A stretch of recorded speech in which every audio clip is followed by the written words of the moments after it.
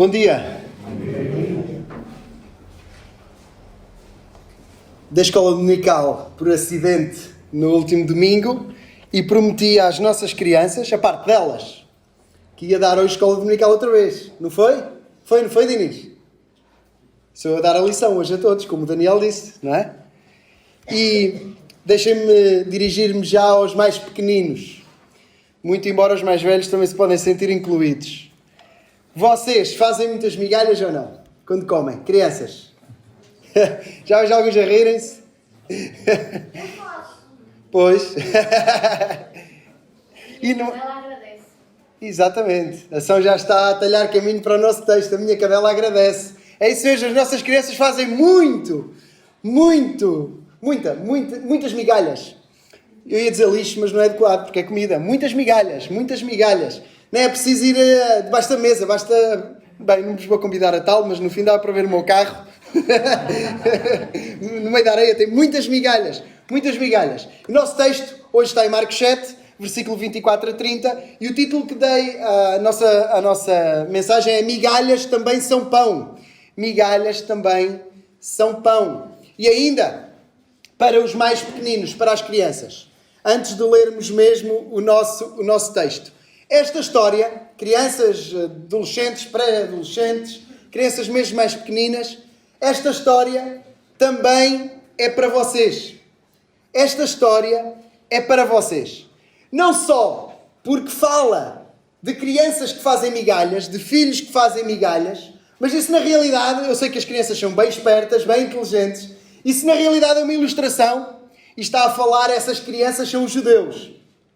Mas o texto fala da cura de uma outra menina. Não sabemos a idade, mas já à partida é uma filha. Será jovem, será adolescente, será criança. A mãe, quando chegou a casa, encontrou-a curada em cima da cama. Poderá ser uma criança, uma adolescente. Então, isto mostra o quê? Aquela criança estava doente.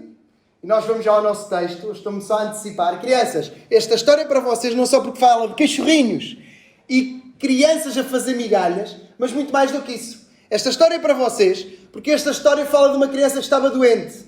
E a doença dela, ouçam-me crianças, a doença dela era grave, porque era o diabo que tomava conta dela e do seu coraçãozinho.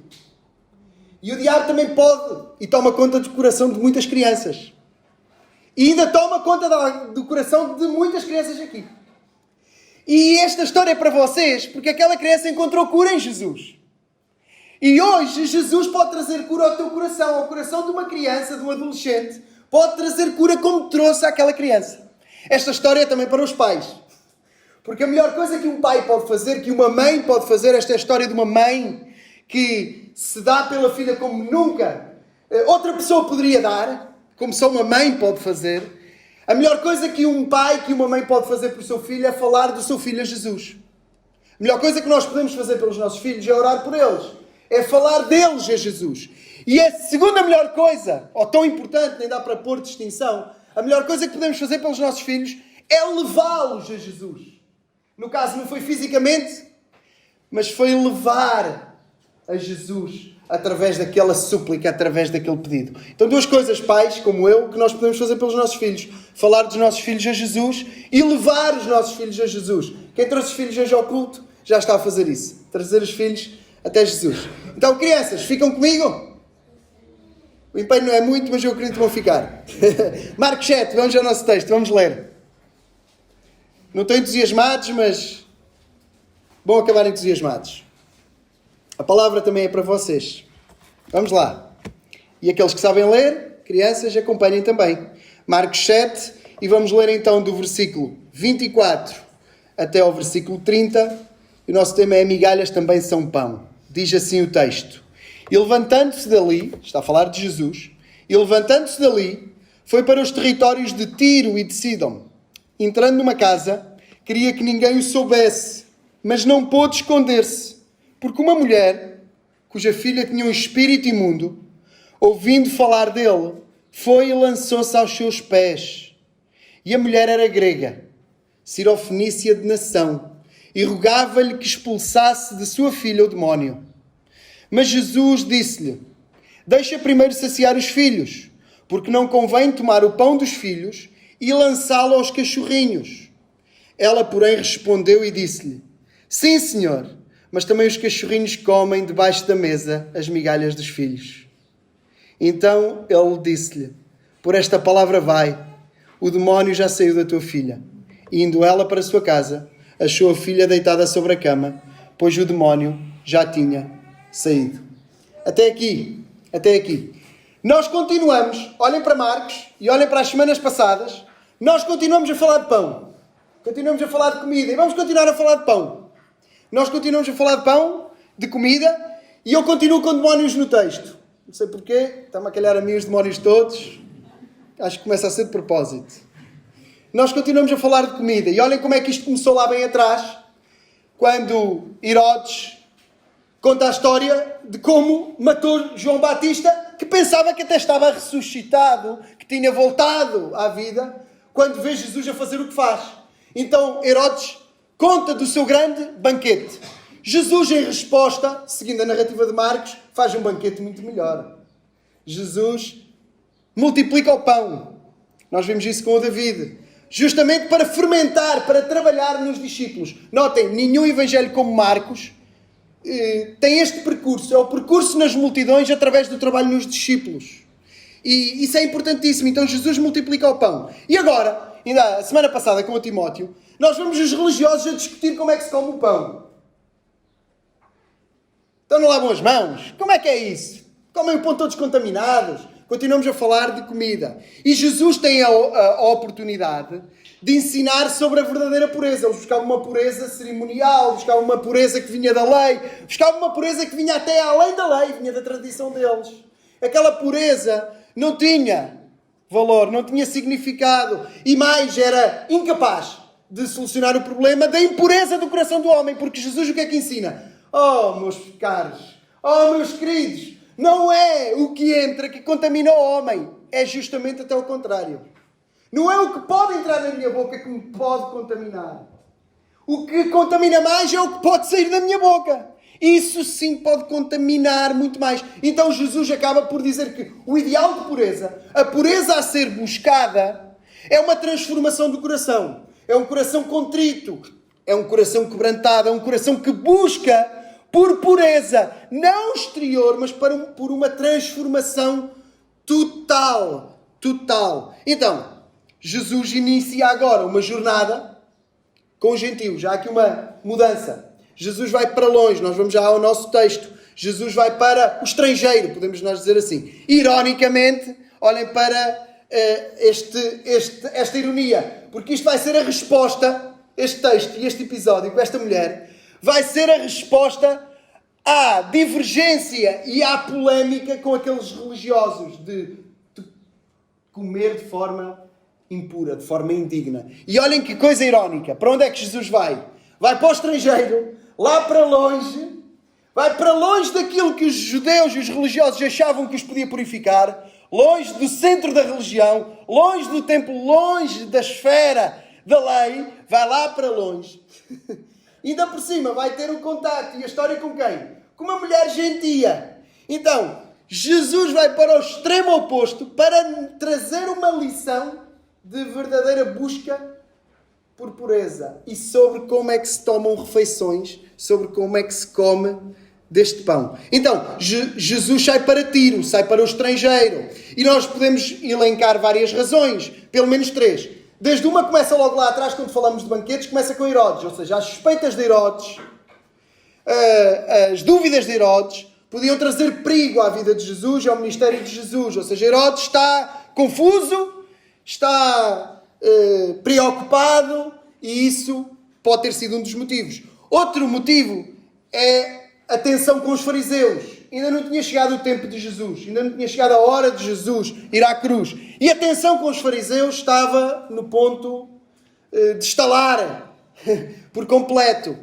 Então a relação com os fariseus estava pior do que nunca. E mais do que isso, este texto que o Timóteo tratou é especial, porque em Marcos é o maior texto de controvérsia entre Jesus e os religiosos e mostra como aquilo é um assunto importante e como aquilo limitava verdadeiramente os religiosos e como é o oposto daquilo que Jesus vem fazer, que não vem fingir que lava, não vem fingir que há pureza a manusear a refeição espiritual, Vem mesmo para transformar, lavar e transformar coração.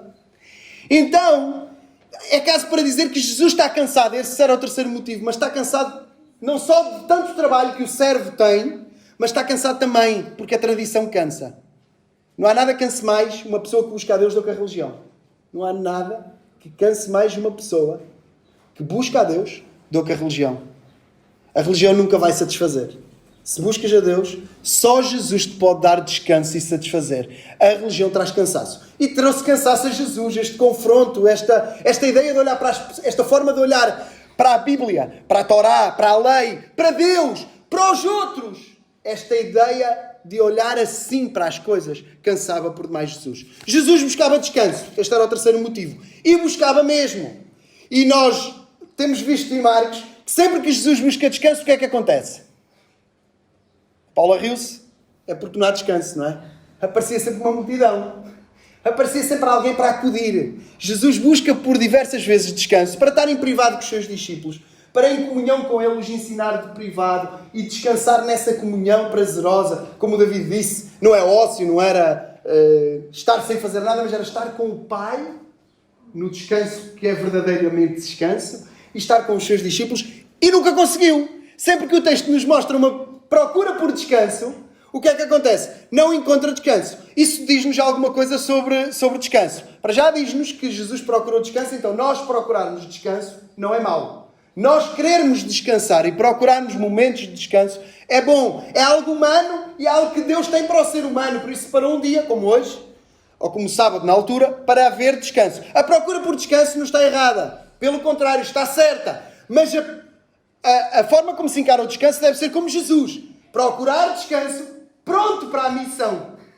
Pronto para o serviço, porque ele pode surgir. E, concordamos, não descansaremos em condições se descansarmos longe de Deus. Longe dos propósitos de Deus. Portanto, é bom procurarmos estar mesmo descansados, até das coisas espirituais, no sentido do serviço espiritual, das responsabilidades até da igreja ou com os outros, mas descansar com esta atitude de Jesus. Se for preciso acudir, se for preciso fazer alguma coisa, arregaça-se as mangas e vamos embora. Vamos para a frente. Então, não houve descanso. E não houve descanso porque apareceu uma mulher. Porque apareceu uma mulher. O texto no versículo 24 diz: levantando-se dali, estamos a falar dali, na Galileia, foi para os territórios de Tiro e de Sidom. E deixem-me só aqui ainda voltar a Tiro e a Sidom. Porque foram para o estrangeiro. Jesus vai para o estrangeiro. Procurar descanso no estrangeiro que não tinha na sua terra. Procurar longe aquilo que não encontra com os seus, que não encontra perto. Ele vai para fora das suas fronteiras. E diga-se que de Tiro não vinha nenhuma, além daquela questão que eu falei há pouquinho, de ser longe daquilo que os judeus e os religiosos tinham como o centro da religião e o sítio onde se poderia encontrar pureza e encontrar Deus. Jesus vai para longe, mas não tem só essa questão. Tem todo um relacionamento histórico. De Tiro, o que é que vinham só? Más notícias. São inimigos históricos e presentes também. Mesmo Flávio Josefo, o maior historiador dos tempos seguintes a Jesus, diz que não havia inimigo como os de Tiro. Não havia inimigos como eles. Então, era um povo inimigo. E se nós quisermos lembrar-nos de personagens más da Bíblia, certamente não houve rei pior do que Acabe e não houve ninguém pior do que a mulher de Acabe, Jezabel, que era de lá. Muito interessante aqui o trocadilho, não sei se é trocadilho, é o que é a verdade das Escrituras. Como é que ela morre? Morre comida pelos cães. Exatamente. Nada por acaso nas Escrituras. Há uma mensagem. De Tiro não vem nada de bom. Até chegarmos a este texto. Ao que parece bem um exemplo de como se toma refeições que nós temos que agarrar esta manhã. É assim que se come. E é assim que se come o pão da vida. Então, ele chegou a Tiro. E a ideia era passar despercebido. Diz-nos o texto que ele entrou numa casa e queria que ninguém o soubesse. Queria que ninguém o soubesse. Ele queria estar ali oculto, como havia pedido noutras ocasiões por onde andou. E ele ali queria estar oculto. Ele vai pedir isso entre os gentios mais à frente dos próximos textos. Ele queria estar oculto. Mas o que é que diz logo a sentença seguinte? Mas não pôde esconder-se. Mas não pôde esconder-se. E no versículo 25 é apresentada uma mulher. Porque uma mulher cuja filha tinha um espírito imundo, ou seja, era possuída por um demónio, estava controlada por Satanás, pelo diabo. Essa mulher, continua o texto, ouvindo falar dele, foi e lançou-se aos seus pés. Mateus vai dizer que ela o adorou. E Mateus até vai, deixem-me só aqui por momentos ir a Mateus, porque aqui dá-nos a ideia de que Jesus entrou numa casa, não queria que ninguém soubesse, ela soube e é como se ela tivesse ido lá em direção, não é? É como se tivesse começado aqui o episódio. Mas é interessante isto para verem o ímpeto daquela mulher, a insistência daquela mulher e a forma como ela não desiste da sua causa. Porque em Mateus nós vemos que ela vai atrás, anda, sabe que ele está ali, ouve falar dele e vai atrás dele. Se calhar foi distâncias grandes enquanto Jesus percorria a cidade. Era uma cidade grande, Tiro, era uma cidade de dimensão de Jerusalém, não seria menor, uma cidade grande. E ela percorreu distâncias com Jesus atrás de Jesus. Fazendo o quê? Clamando. Clamando. Ao ponto, imaginem a situação, ao ponto dos discípulos dizerem assim: despede-a. Já não podemos ouvir. Então vem atrás de nós. Acorda, ajuda. Já não podemos suportar. Imaginem o que é. Estarem a fazer um tour pelo Porto ou por Aveiro, em descanso, não é? Com os vossos amigos, para descansar, um retiro espiritual, só vosso. E ter alguém atrás: ajuda-me. Traz-me algo de Deus para me ajudar. E os discípulos, a determinada altura, disseram: despede-a. Jesus diz no texto, mas Deus não disse nada. E os discípulos, como Jesus não falava, chegou uma altura que disseram. E chegamos aqui, depois o texto coincide. Deixemos agora Mateus, porque estamos em Marcos e é aqui que nos vamos centrar, por razões óbvias.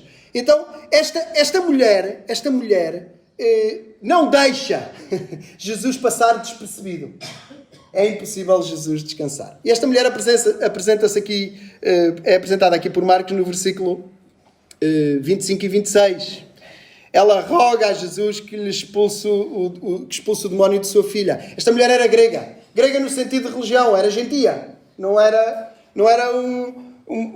alguém que temia ao Deus de Abraão, Isaac e Jacó. Era gentia. Era grega, de religião era gentia. Era de outra religião. Bem, sabemos que os gregos têm muitas religiões, mas ela, a nação dela, a nacionalidade dela, a etnia dela, não era grega. Ela era sirofenícia. Então, ela é bem oposta àquilo que são os discípulos, àquilo que é Jesus, e àquilo que são os religiosos que ficaram lá para trás no outro texto, não é? Ficaram lá para trás na Galileia e que tinham vindo até de Jerusalém para debater e para acirrar Jesus. É uma mulher que não é do povo eleito. É uma mulher que não é da nação de Israel. Não lhe foi feita nenhuma promessa específica. Não lhe foi dito que ela fazia parte da descendência de Abraão, com quem há uma aliança eterna. Não lhe foi prometido nada disto. É uma mulher bem diferente e tem uma necessidade grande, uma necessidade que muitas pessoas tinham naquele tempo e que muitos judeus, muitas outras pessoas se cruzaram com Jesus clamando pelo mesmo. A necessidade era a sua filhinha. Já dissemos isso, já lemos isso e já falámos sobre isso. Era a sua filhinha que estava miseravelmente endemoniada, miseravelmente possuída pelo diabo, por um demónio, controlada completamente pelo inimigo. A atitude dela também nos é apresentada aqui, porque o versículo 25 diz que ela se lança aos seus pés. E o versículo 26 diz que ela roga, que ela pede. Rogar nem é pedir. Rogar é muito mais do que pedir. Pedir pode ser um diálogo sóbrio, sem paixão, sem urgência. Por favor, alguém me traga um copo de água ou água. Acabou. Outra coisa é pedir com rogos.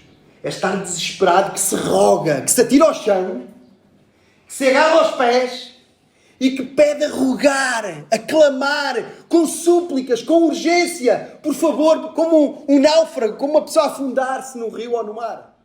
É pedir com urgência, com rogos, com insistência, com fé. Reparem. Eu tinha água, tio. Tem um bocadinho de álcool. Obrigado. Ainda tinha água, tio. Obrigado. Quando há disponibilidade para servir é assim. Mesmo numa ilustração, o pregador é socorrido. Obrigado. Muito obrigado. Tenho água e nós temos um exemplo de serviço. Continuando o nosso texto. Nós chegamos à resposta de Jesus. E digam lá. A resposta de Jesus está no versículo 27. Olhem para a resposta de Jesus, olhem para as vossas Bíblias. Mas Jesus disse-lhe: deixa primeiro saciar os filhos, porque não convém tomar o pão dos filhos e lançá-lo aos cachorrinhos. Digam lá, é só a mim que me choca a resposta, assim à primeira vista, ou também me choca a vocês? Esperava mais reações. Causa, no mínimo, estranheza ou não? Vou colocar as coisas de uma outra maneira. Parece-vos o mesmo Jesus que o Miguel leu? Parece ou não? Não parece. É o mesmo. Não há dúvida nenhuma. Concordo plenamente. É o mesmo Jesus.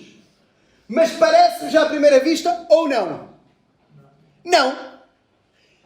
Nós, à primeira vista, nós dizemos assim: será que Jesus disse mesmo isto? Não é bom pegar no pão dos filhos e lançá-lo aos cachorrinhos e dá-lo aos cachorrinhos.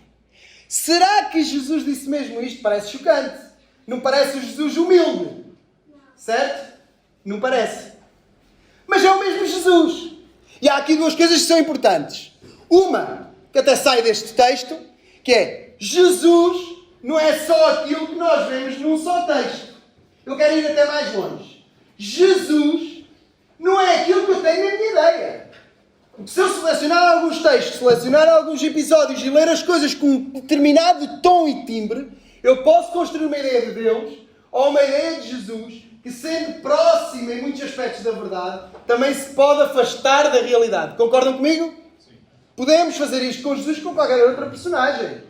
Eu não conheço nenhum homem, por exemplo, como Paulo, que se chama os anciãos todos, se meta de joelhos a chorar porque falou com todas as pessoas em casa, deu a vida, entregou a vida, como ninguém fez, e chora ao pé de outros homens, todos cheios de barba rija. Eu não conheço nenhum homem que faça aquilo. Era um homem que, quando queria chamar a atenção, ia dar uma grande volta para conseguir chamar a atenção, começava a elogiar as pessoas, era um diplomata muito grande, ia dar uma grande volta para depois confrontar as pessoas. João não, dizia: olha, eu entrava a luz, era preto e branco, mas quem ficou com a ideia de que é o amoroso é João, e Paulo é que ficou como sendo o mauzão. Apesar de haver verdade assim a frio, a realidade é que se calhar a nossa interpretação assim, só assim a cru, pode estar errada. Voltamos a Jesus, que é o que nos interessa aqui, mas isto só para nos alertar. Nós temos de ter cuidado com a noção que nós temos de quem é Jesus.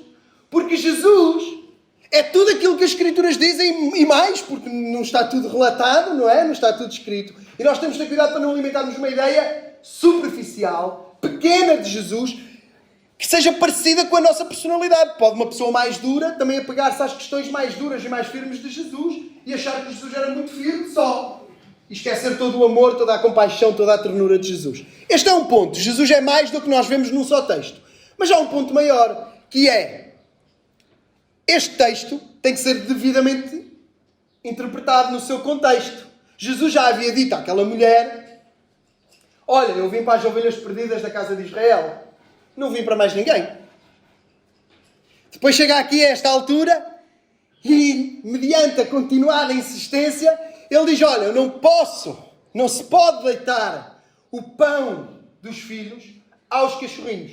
Ora, parece-nos assim a frio que Jesus está a comparar e a chamar aquela mulher de cadela. Certo? Parece?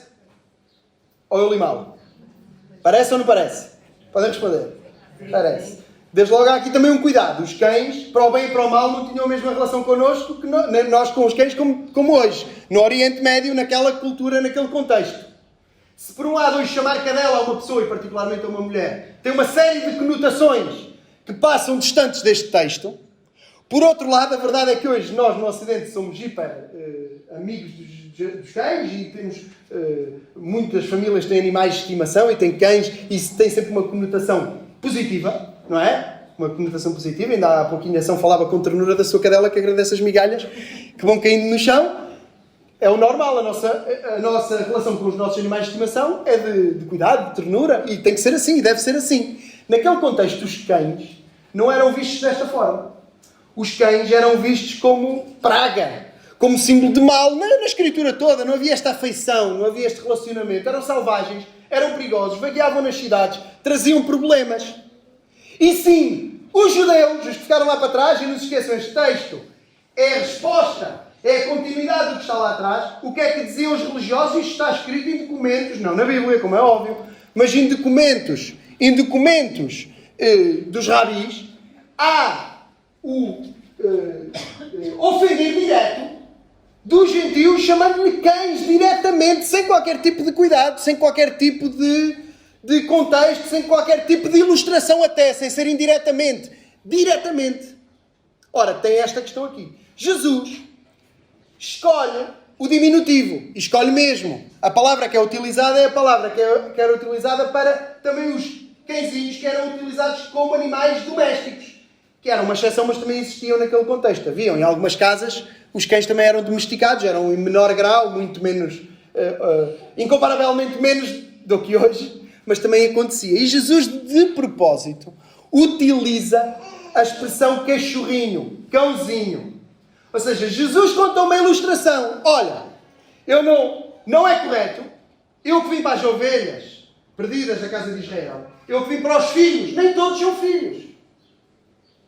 Eu que vim para os filhos, não é correto eu pegar na comida que é dos filhos e dá-la aos cachorrinhos, dá-la aos cãezinhos. Fica já diferente de digerir, certo? Mas concordarão comigo que Jesus faz uma distinção na mesma. Faz ou não faz? Há filhos e há outros que não são filhos. Há filhos e há outros que são como animaizinhos, mesmo que sejam os dóceizinhos de estimação. Querendo ou não, há esta distinção. Ou seja, Jesus não está a ofender diretamente a pessoa. Jesus não está a chamá-la de cadela, mas Jesus está a fazer uma distinção entre os judeus, os filhos, e até particularmente ali, por isso seu primo que está em Mateus, ali particularmente ele está a cuidar dos seus discípulos. Ele está a cuidar dos filhos. Ele está ali a cuidar dos filhos. E ela vem ali atrás. Ele está a cuidar daqueles judeus em particular, daqueles 12 em particular. Ela vem ali atrás. Não é justo agora pegarmos nas bifanas que a São e o Ricardo estão a fazer para nós, para o almoço, e depois chegarmos ali, em vez de começarmos a comer, pegar a partir como se fosse para os pombos e darmos primeiro aos animais que passarem ali, aos cãezitos ou aos caranguejos lá da ria, e só depois é que vamos nós comer. Podemos pôr a ilustração nestes termos. É lógico que a comida vem primeiro para os filhos. Jesus não está a ofender a pessoa, mas devemos concordar que a mensagem do Evangelho e a mensagem das Escrituras traz uma ofensa consigo, porque vai dizer, tu não mereces, Deus não tem o dever de te dar nada. Tu não tens o direito de exigir nada. E calibrem já isto para vocês, porque há pouco eu disse às crianças que aqui os filhos são os judeus. Aqui quem nos representa é aquela mulher sirofenícia, nós é que somos os cachorrinhos também. Ela é que é a gentia que antes do tempo tem contacto com Jesus. E quase como nossa representante, não a representar-nos conscientemente, mas a suplicar para si, antes, para a sua filha, ela diz aquilo que nos viria a beneficiar a todos. E aquilo que de alguma maneira aqueles que são filhos de Deus já disseram. Olha, não vieste para mim. Mas a todos quantos receberam deles o poder de serem feitos filhos de Deus. Não veio para o que era seu, mas os seus não receberam. Mas, ó Senhor, tem compaixão de mim, eu não mereço. Eu não tenho direitos. Não foi nem primeiramente por causa de mim que vieste, mas muito obrigado. Há misericórdia para mim. Há misericórdia para mim e há misericórdia para ti. Jesus vem alimentar Israel. Mas aqui Marcos entra num caminho em que Jesus vai alimentar gentios. Não quero estragar os próximos episódios, isso fica para quem vai pregar a seguir. Mas é muito interessante o que aí vem, porque Jesus vai continuar a alimentar com pão os gentios também. Há pão para nós também. Há pão para aquela nossa representante, aquela mulher que não tinha direitos nenhuns. E há pão para nós também aqui esta manhã. Claro, este texto ensina-nos a prioridade de Jesus. Qual é a prioridade de Jesus no seu ministério? Os judeus. O seu povo, exatamente. É o seu povo. Mas ser a prioridade não quer dizer que é a única coisa. Mas é a sua prioridade. E a sua missão não alterou, mesmo ele estando longe da sua terra. Não é porque ele está no estrangeiro de férias. Não é porque ele está a descansar lá longe que ele mudou a sua missão. A sua missão continua a ser o seu povo. Continua a ser o povo de Israel. Isto chega a ser irónico por demais, porque reparem o que é que ele está a dizer à mulher. Olha, eu não vi, senão para as ovelhas perdidas da casa de Israel, não é correto eu deitar o pão dos filhos aos cachorrinhos, de quem eu até estou um bocado distante, porque eles são chatos e a religião deles cansa mesmo imenso. Mas olha, eu estou longe deles, eu estou-me a afastar deles, eu estou a ir para longe deles, mas é para eles que eu vim, é deles que eu estou a cuidar.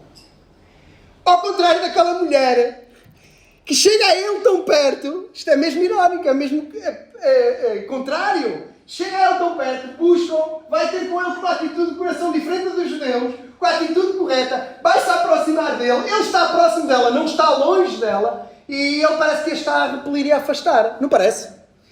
Ah não, eu não vim para ti, eu vim só para aqueles. Ah não vou dar o comer dos filhos aos cachorrinhos. E o interessante aqui, o maravilhoso aqui, é quem é que encontra a misericórdia?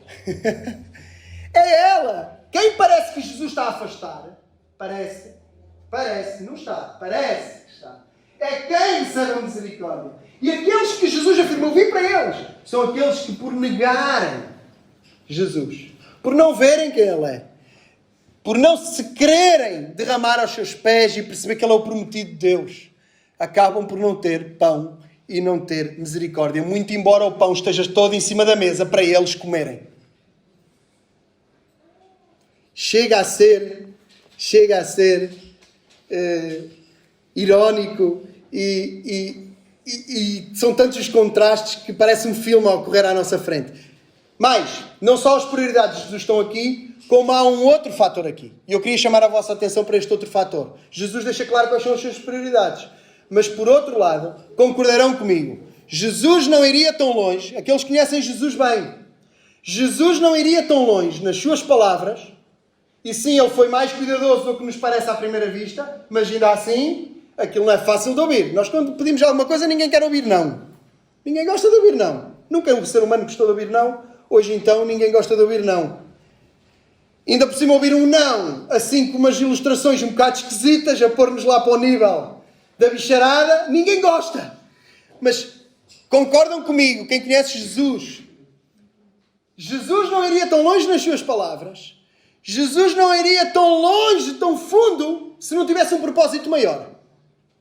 Jesus não a queria humilhar, pois não? Nós humilhamos muitas pessoas, às vezes sem querer, e às vezes até podemos fazer uma coisa pior, que é de propósito querer humilhar. Mas Jesus não a queria humilhar. Jesus parece afastá-la ou querer afastá-la. Mas vão concordar comigo. Jesus, nem precisávamos de conhecer o texto todo. À medida que vamos lendo, nós conhecemos Jesus. Olha, parece estar a afastá-la. Nós sabemos que não vão acabar afastados. Não vai ser por Jesus que eles vão acabar afastados. Jesus parece afastá-la, mas Jesus não a quer afastar. Concordaram comigo? Então, Jesus podia ou não ter rejeitado o seu pedido? Podia. Jesus podia rejeitar o seu pedido? Podia. Porém, Jesus não é assim. Já viram Jesus a rejeitar algum pedido? De um coração contrito. Dos religiosos, lemos vários. Mas de um coração contrito, viram Jesus rejeitar algum pedido? Não. Jesus podia ter logo operado um milagre. Jesus podia ter logo... O texto diz-nos que havia a multidão lá na Galileia, era tanta que havia pessoas que só queriam tocar, só para ficar curadas. Jesus curou muitas pessoas só de tocarem na roupa dele. Jesus podia ter curado. Logo que ela começou a gritar na esquina da rua, Jesus! Podia já estar curada a filha lá longe. Porquê é que isso não aconteceu? Porquê é que Jesus leva o diálogo a este ponto? Há um propósito maior. O nosso Jesus, cheio de misericórdia, cheio de compaixão, o Jesus que é o mesmo quando fala mais asperamente, porque tem um propósito, ou quando fala de uma forma que quer provocar uma reação no coração, na alma, no espírito, é o mesmo Jesus que se entrega à morte e morte de cruz. É o mesmo Jesus. Sempre justo, sempre sério, sempre verdadeiro, sempre amoroso, sempre piedoso, sempre bondoso, sempre compassivo, sempre santo, santo, santo, sempre todo poderoso. É o mesmo Jesus. Então há um propósito ali. Jesus tem mais para a mulher do que simplesmente a cura da sua filha. Tem ou não tem? Jesus tem muito mais para aquela mulher do que a cura da sua filha. Ele testa a sua fé. Ele leva o seu coração ao limite. Ao limite. Ao ponto de ser, além de provocador isto seria irónico, que ele está a dizer à mulher, olha, eu vim para os israelitas, mas estamos tão longe, eu até vindo lá, olha, afasta-te. Mas é a ti que eu te vou estender graça, é a ti que eu te vou estender misericórdia, é a ti que eu te vou estender salvação. Jesus tem mais para dar. Jesus tem mais para dar. E a resposta da mulher mostra como Jesus sabia como estava o seu coração e até onde ela era capaz de ir, porque Jesus não iria tão longe que ela não pudesse suportar, e mostra também qual era a sua atitude. Porque a resposta da mulher é de uma humildade. E não só, às vezes nós separamos virtudes. É de uma humildade e de uma atitude. Uma humildade, mas com atitude, uma insistência, sem desistir, ali cheia de combate, incríveis. Ela tem uma fé desconcertante. E ela tem uma compreensão daquilo que nenhum judeu tinha compreendido até então verdadeiramente. Porque olhem só, isto eu espero que seja inspirador para nós, a atitude desta mulher. A sua fé, a sua atitude, a sua humildade, mas a sua compreensão. Porque ela o que é que diz? Sim, essa ilustração que fizeste chega-me bem. Essa ilustração é boa para mim. Essa ilustração é maravilhosa. Tu tens toda a razão. É para dar pão aos filhos. Tu vieste foi para Israel. Está tudo certo. Mas olha, eu sei que dessa mesa tão abundante e tão cheia caem migalhas. Eu sei que os cachorrinhos se alimentam. Versículo 28. Eu sei que os cachorrinhos se alimentam das migalhas que caem dos filhos. Os filhos fazem muitas migalhas, não é, crianças? Ainda estão comigo? Continuam a fazer migalhas, não continuam vocês? Os filhos fazem muitas migalhas e há pão abundante para eu comer debaixo da mesa. E diga-se de passagem, os religiosos e os discípulos faziam muito mais migalhas do que as nossas crianças. Eu acho que eles estragavam era pão. Caíam pães inteiros para o chão. Eles não queriam comer. Não caíam migalhas, caía pão abundante pelo chão. Faziam muito mais migalheiro do que as nossas crianças fazem quando estão à vontade num piquenique, num parque com relva ao lado, como hoje à tarde. Faziam migalha que até cansava. Tinham uma falta de compreensão que até assustava. Mas mesmo assim Jesus nunca os deixou. A minha missão é as ovelhas perdidas da casa de Israel. A minha missão é dar pão aos filhos. Mas esta mulher diz, basta-me esta ilustração. Sim, senhor, mas também os cachorrinhos comem debaixo da mesa as migalhas dos filhos. Migalhas também são pão, senhor. Senhor, ela trata-o por senhor. Senhor, sim, senhor. Migalhas também são pão. Eu quero comer desse pão. Eu quero comer desse pão. Eu não tenho direito. Sim, eu não sou do povo eleito. Mas eu sei da tua misericórdia. Eu sei que sempre cai bênção dessa mesa. Spurgeon, permitam-me um parênteses, eu sei que o nosso tempo está a chegar ao fim, mas Spurgeon, pregador batista do século XIX, príncipe dos pregadores, tem vários sermões neste texto. E um deles é para defender a utilização da doutrina da eleição na pregação do Evangelho. E olha o que é que ele diz. Breve resumo. Não foi o facto desta mulher ser confrontada com a doutrina da eleição e o facto da doutrina da eleição de Israel a excluir que a afastou da misericórdia. Não é o facto de saberes que Deus escolhe pessoas.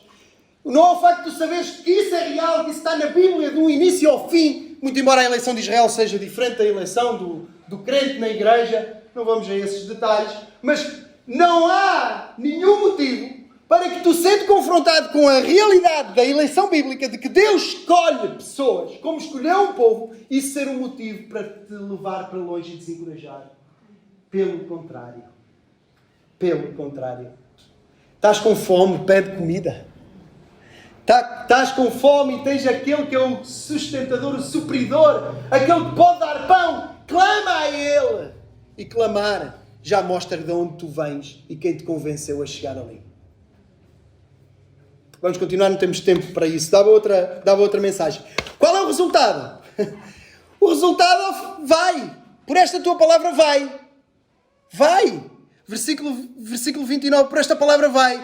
O demónio já saiu da tua filha. Mateus vai mais longe e diz: ó mulher, grande é a tua fé. Grande é a tua fé. Vai. E aqui o teólogo e pregador Matthew Henry diz que até à distância Deus vence o inimigo.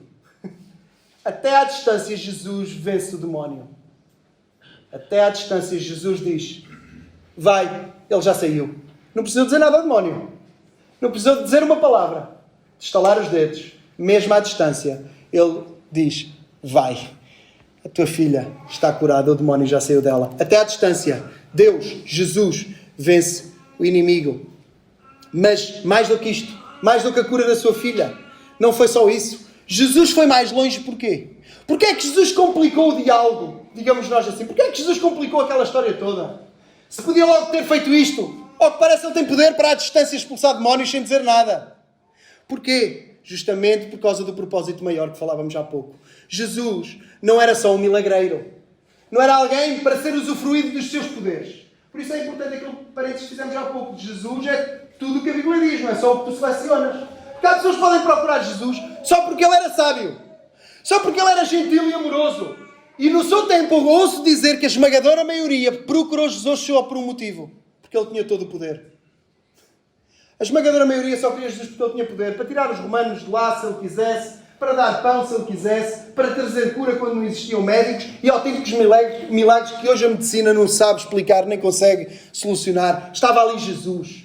E a maior parte das pessoas iam ali porque ele tinha poder. Mas esta mulher, não. Esta mulher vai lá querendo mais, não só a cura da sua filha, mas mais. Jesus chega tão longe porque não era só um milagreiro. Ele queria transformar o seu coração. E esta mulher não obteve só a cura da sua filha, mas uma transformação do seu próprio coração.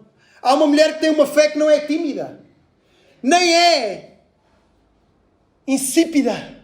Há uma mulher que não se deixa intimidar, mas tem uma fé que sai dali fortalecida mais do que nunca. As suas necessidades não fizeram que ela se achasse uma coitadinha. Sim, diante de Jesus ela sabia o seu lugar. Mas não foi as suas necessidades que disseram, não, eu não vou pedir. Justamente o contrário. As suas necessidades fizeram que ela disse, eu tenho uma necessidade, eu vou clamar a quem a pode dar. Há uma adoração que não tem vergonha. Ela não se importa de ir pelas ruas a clamar e ir a chatear. Mesmo quando até os próprios discípulos, até aqueles que estão próximos de Jesus, dizem, cala-te. Olha, Jesus, despacha que já não a podemos ouvir. Ela tem uma adoração que é desavergonhada. Ela não se envergonha de adorar Jesus pelas ruas, de clamar por Ele pelas ruas. Não importa o que os outros ouçam, não importa o que os outros digam. Ela sabe quem Ele é e ela vai receber dele. Uma fé autêntica, um coração que adora. Um coração que adora. O que é que a continuidade destes textos nos diz? O que é que, por contraste, este texto nos está a ensinar, este episódio nos está a ensinar? Jesus vem ali para dar uma lição de como se come pão a quem ficou lá em casa. E na continuidade, ao lermos esta narrativa, nós, por contraste, nós vemos que esta mulher compreende, crê e adora como ninguém em Israel. Ela compreende, crê e adora como ninguém em Israel. Ela come migalhas do chão até se fartar antes dos judeus começarem a lavar as mãos. Então os judeus estão a discutir com que sabão é que lavam as mãos para poderem lá mexer nas coisas. Já ela comeu tudo o que estava no chão. Ela come migalhas como ninguém come pão. Ela come migalhas com mais fé e vontade do que os discípulos com cestos cheios de pão. Os discípulos com cestos cheios de pão nem sabem o que é que vão fazer aquele pão e depois basta andarem no mar sozinhos à noite, que não, diz o texto, não compreenderam o milagre da multiplicação. Não compreenderam. O que é que nós fazemos a tanto pão? E agora outra vez daí à frente, e agora falta-nos pão.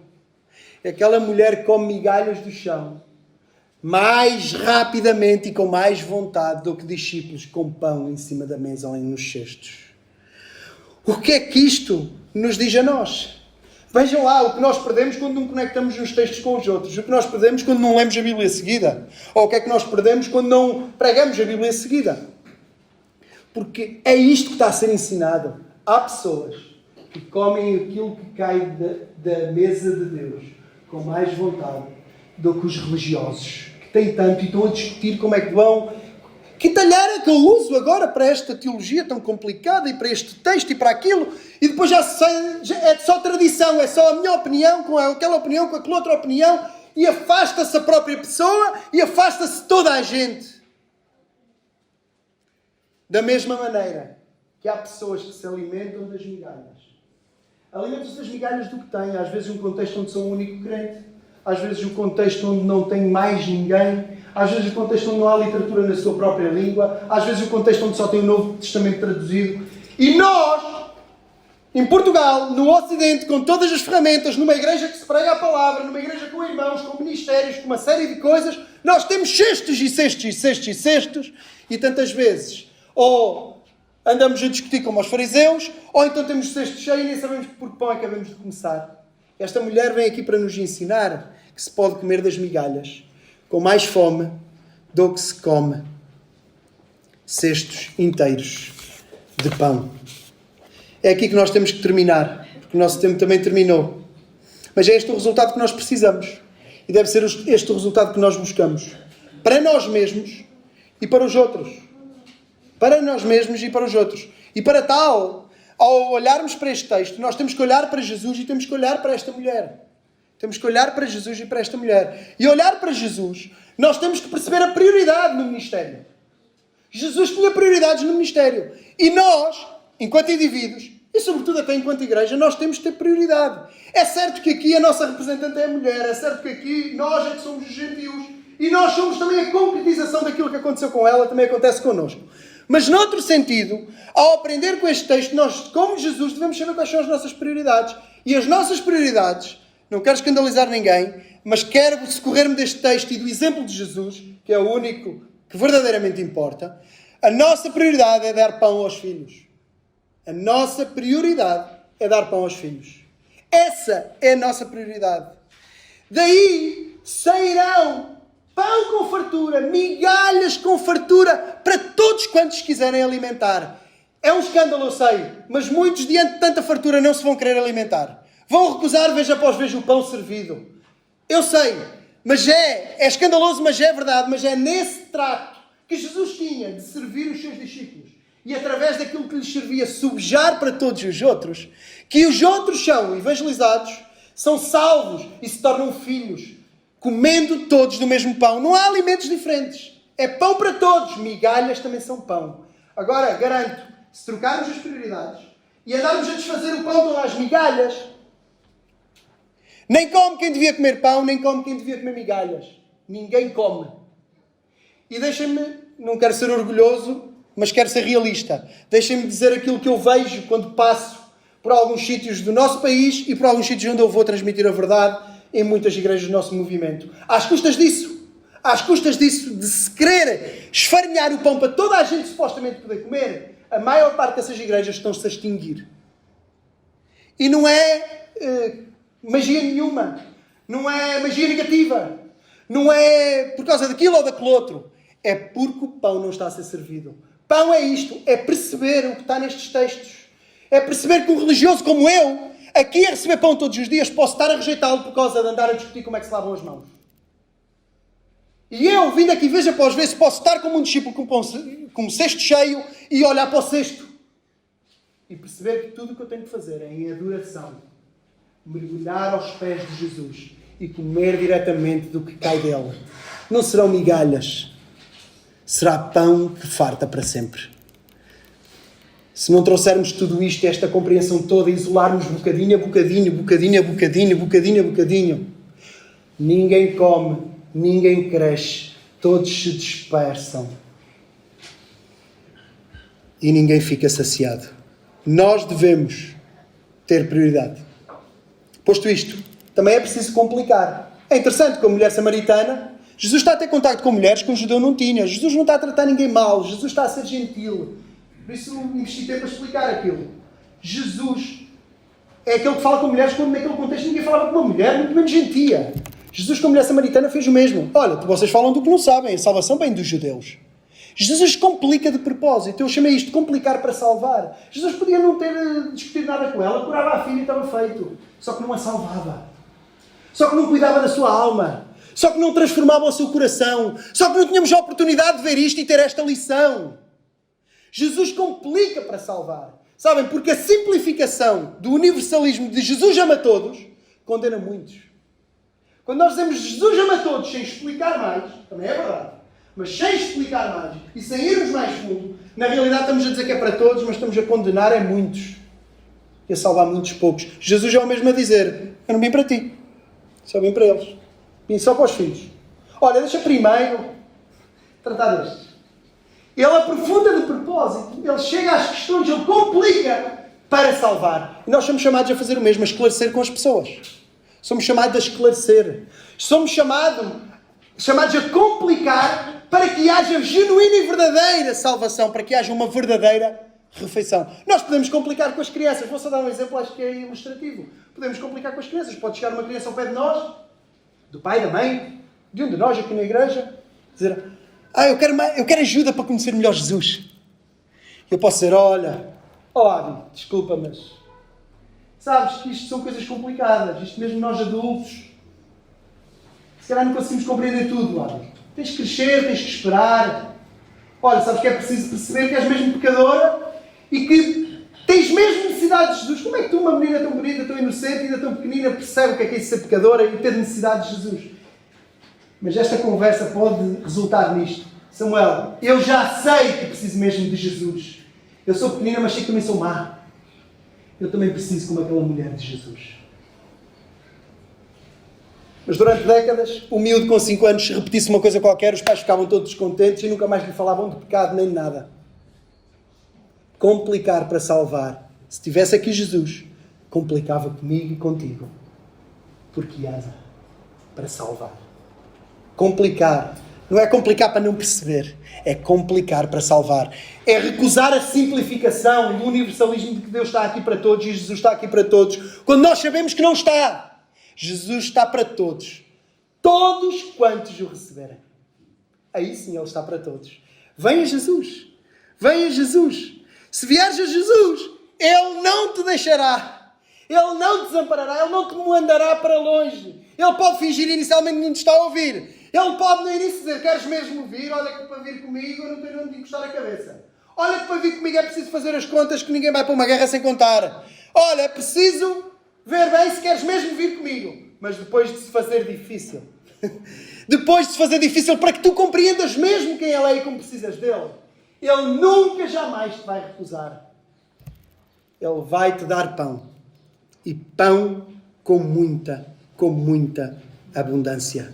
Nós somos mendigos a contar a outros mendigos onde encontramos pão. É uma frase de Spurgeon. Evangelismo é isto. Contar a outros mendigos como é que mendigos como nós encontramos pão. Venham a um sítio onde ao domingo eu como pão. Olha, lê. Há um livro onde todos os dias tu podes ter pão. Come deste pão. O alimento é o mesmo.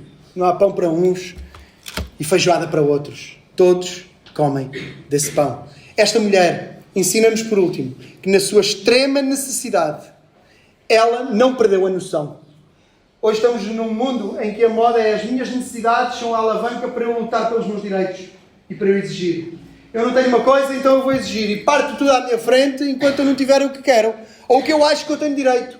Porque eu não tenho isto, eu vou exigir os meus direitos. Aquela mulher, através das suas necessidades, também não se acobardou e ficou sem fé, e ficou tímida, e ficou quieta, e ficou a achar que não valia nada e que ninguém queria saber dela. Nem um extremo, nem outro extremo. As suas necessidades foram a alavanca para ela perceber, sim, a sua total necessidade e dependência de alguém que socorresse.